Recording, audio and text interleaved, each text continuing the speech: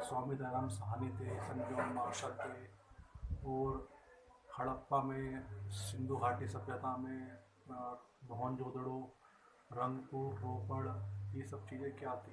तो मैं आपको बिल्कुल स्टार्टिंग से बिल्कुल आराम आराम से लेके बता चलता चलूँगा कि किस तरीके से सिंधु घाटी सभ्यता हमारे देश में पनपी। तो आपको पता होगा कि आज से 1757 जब क्रांति हुई थी हमारे देश में, उससे लगभग 100 साल पहले सन 1757 ईस्वी में क्या हुआ था।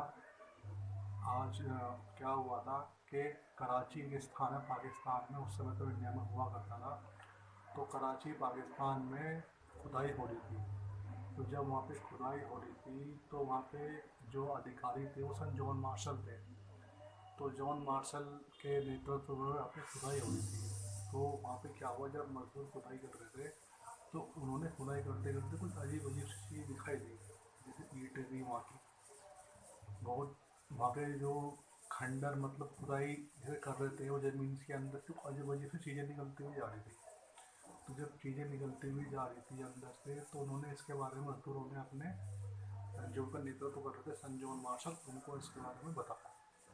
तो उन्होंने, जॉन मार्शल ने इसकी सूचना अपने आला अधिकारियों को दी कि भाई ऐसी बहुत अजीब सी चीज़ें क्यों निकल रही, कैसे कैसे क्या निकल रही है। तो उस समय तो बात रह गई थी, 1757 से 100 साल पहले तक की बात है ये। उस समय तक बात रह गई थी, लेकिन जब दोबारा 1921 में दोबारा उसी जगह पे खुदाई हुई तो उस जगह ये घोषणा हो गई थी 1921 में। स्वामी दयाराम साहनी ने बता दिया था कि एक सभ्यता हमारे देश में 2500 ईसा पूर्व में रही है जिसका नाम सिंधु घाटी सभ्यता है। अब इसका नाम सिंधु घाटी सभ्यता क्यों पड़ा, क्योंकि सिंधु नदी के पास पनपी थी। सिंधु नदी के पास क्यों पनपी थी, आपको पता होगा, जहाँ से नदी निकलती है तो वहाँ पे नदी ही, जल ही पूरे संसार के जीने का स्रोत है। क्योंकि जहाँ जल होगा वहाँ खेती होगी, जहाँ खेती होगी वहाँ पे सभ्यता अवश्य ही पनपेगी। तो ये जो है आपका सिंधु नदी के द्वारा ही वहाँ पे एक सभ्यता पनप गई। तो सिंधु नदी के नाम पे उस सभ्यता का नाम सिंधु घाटी सभ्यता रख दिया। अब इसके बारे में आपको मैं बताता हूँ आगे कि इसकी जो आकृति है, इसकी आकृति त्रिभुजाकार होती है। जैसे आप ट्राइंगल देखते हो, ट्राइंगल ये त्रिभुजाकार है। तो माना जाता है कि जैसे हमारा इंडिया का मैप है, वो बहुत मतलब हमारा जो भारत देश है उसका मैप बड़ा ही अच्छा है, मतलब उसकी आकृति बहुत अच्छी है। ऐसी जो सभ्यता की, हर एक संस्कृति की अपनी आकृति होती है जिसमें उस आकृति के अंदर वो सभ्यता रहती है। तो सिंधु घाटी सभ्यता की जो आकृति त्रिभुजाकार थी।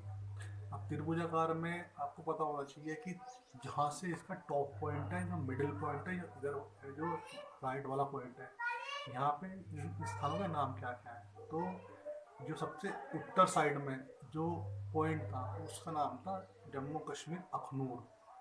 तो पेपर में अगर आता है कि सिंधु घाटी सभ्यता का सबसे उत्तरी बिंदु कौन सा था, तो वो ओबियस सी बात है जम्मू कश्मीर था, क्योंकि जम्मू कश्मीर ही हमारे भारत के सबसे उत्तर में है।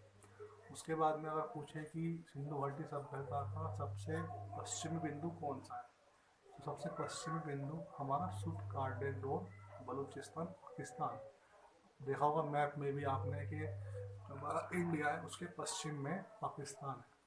अब अगर पूछे कि सिंधु घाटी सभ्यता का सबसे पश्चिमी बिंदु कौन कौन सा है, तो वो आपका सुट कार्डेडोर, वो आपका जो है आलमगीरपुर, मेरठ है, हमारे मेरठ नदी के पास।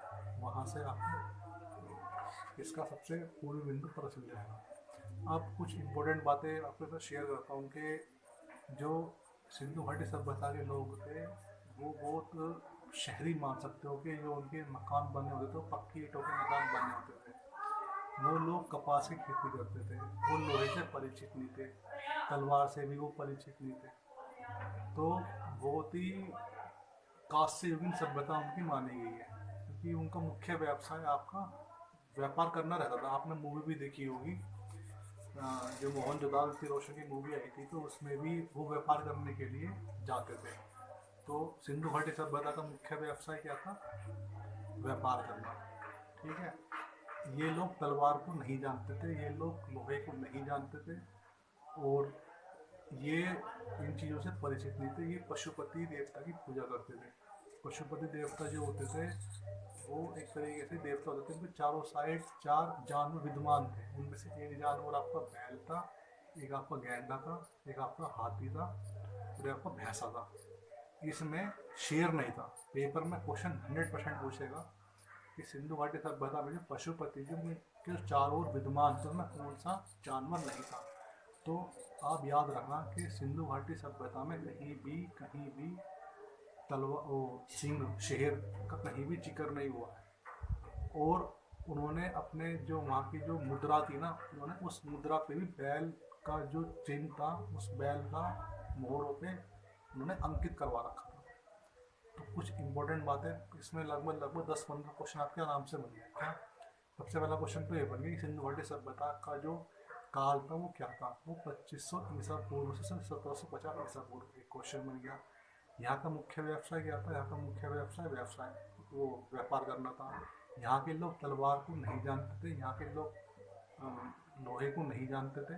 ये 2 क्वेश्चन बन गए। उसके बाद में यहाँ के लोग पशुपति की पूजा करते थे। उसके चारों जो विद्यमान जानवर थे वो भैंसा था, गैंडा था, हाथी था और एक और था, लेकिन शेर नहीं था। ठीक है। इन्होंने अपने मोहरों पे जिस पदार्थ का प्रयोग किया था वो सेलखड़ी पदार्थ था। सेलखड़ी पदार्थ होता है, उसी से मुद्रा बनती है। जो हमारे इस समय टकसाल होती है, सिक्कों की ढलाई होती है, सिक्कों की ढलाई वाले स्थान को टकसाल कहते हैं। तो ऐसे ही वहाँ पे जो मुद्रा का जो प्रयोग करते थे वो सेलखड़ी मुद्रा थी जिसका वो प्रयोग करते थे। तो ये क्वेश्चन यहाँ से तैयार हो गया।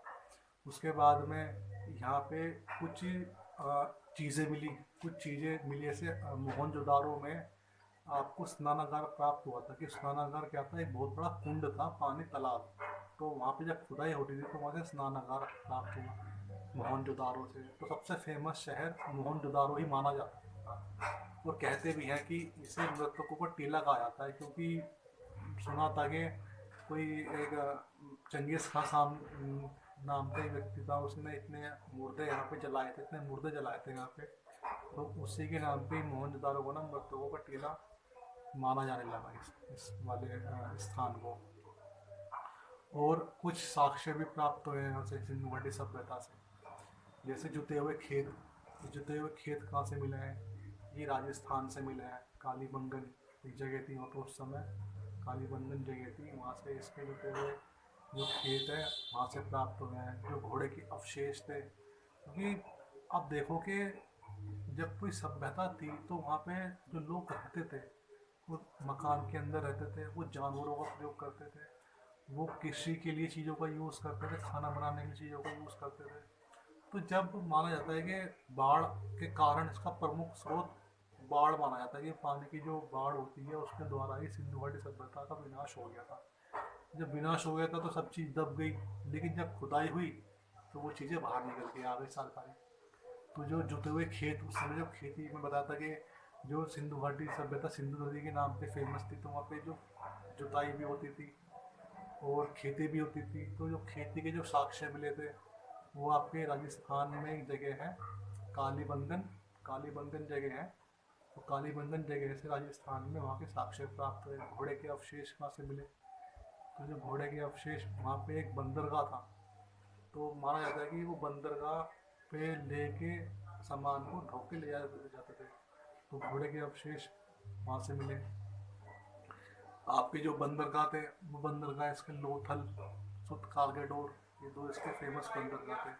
बहुत अच्छी सभ्यता मानी जाती है। और माना जाता है कि जो आपकी मेसोपोटामिया की सभ्यता थी, आपकी ग्रीक की सभ्यता थी, तो इन्हीं के समकालीन नहीं माना था। लेकिन ग्रीक क्वेश्चन भी पढ़ा था मैंने कि जो ग्रीक सभ्यता थी उसको इसके अधीन नहीं माना जाता।